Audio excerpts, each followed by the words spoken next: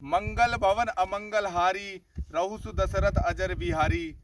हमारे जीवन में मंगल कामना लेके आने वाले और अमंगल को दूर भगाने वाले ऐसे अयोध्या के राजा श्री दशरथ जी के पुत्र मर्यादा पुरुषोत्तम श्री रामचंद्र जी जो हमारे जीवन में सुख लाने वाले हैं।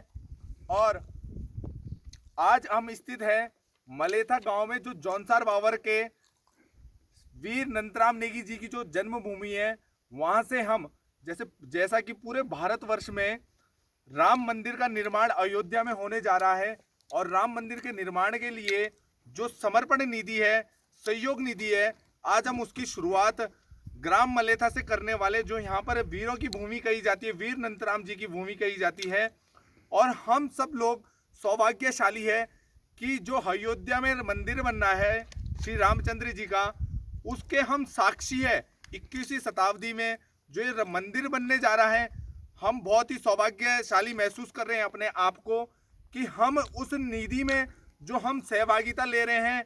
हम हर गांव में जा जाकर लोगों को जागरूक कर रहे हैं कि भगवान श्री रामचंद्र जी का जो मंदिर है वो 9 नवंबर सन 2019 को जो ऐतिहासिक फैसला भारत की सर्वोच्च न्यायपालिका सुप्रीम कोर्ट ने किया था, उसका जो फैसला आया था कि जो अयोध्या में राम जन्मभूमि है, जो वहां पर मंदिर बनना है, उसके लिए अब पूरे भारतवर्ष में 15 जनवरी से 15 फरवरी तक सहयोग और समर्पण निधि का जो ये कार्यक्रम चलने वाला है, उसमें उत्तराखंड के बल्कि पूरे भारतवर्ष में लोग बढ़ चढ़कर भाग ले रहे हैं।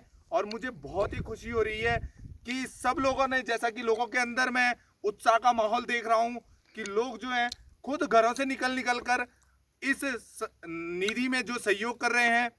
और भगवान रामचंद्र जी, उनको मर्यादा पुरुषोत्तम ऐसे नहीं कहा जाता, उनको मर्यादा पुरुषोत्तम इसलिए कहा जाता है कि उन्होंने कभी जीवन में किसी मर्यादा का उल्लंघन नहीं किया। मैं आपको एक उदाहरण बताता हूँ। जब माता सीता का स्वयंवर हुआ था, तो जो वहां पर शिव शंकर का धनुष था, जो राम जब स्वयंवर हुआ था उसको तोड़ा गया था, तो जो शिव के आराध्य भक्त थे भगवान परशुराम जी, जब वो आए, जब उन्हें पता लगा कि भगवान शिव का धनुष टूट चुका है, तो बहुत ही क्रोधित होकर भगवान परशुराम जी आए थे।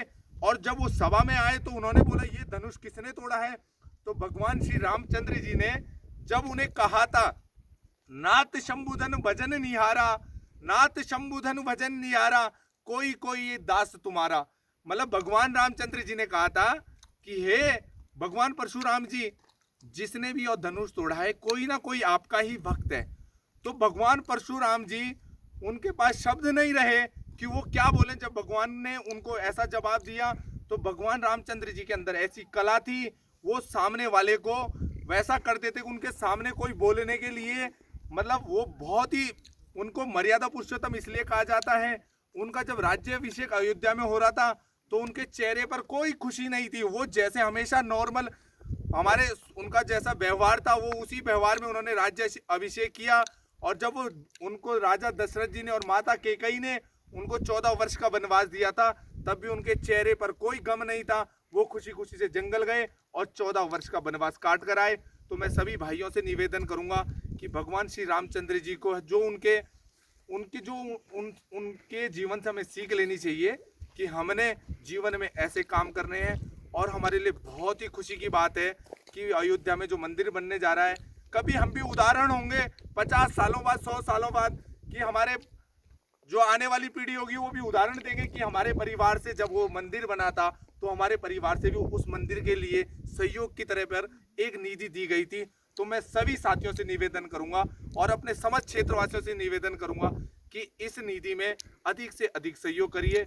और जय हिंद, जय उत्तराखंड, धन्यवाद।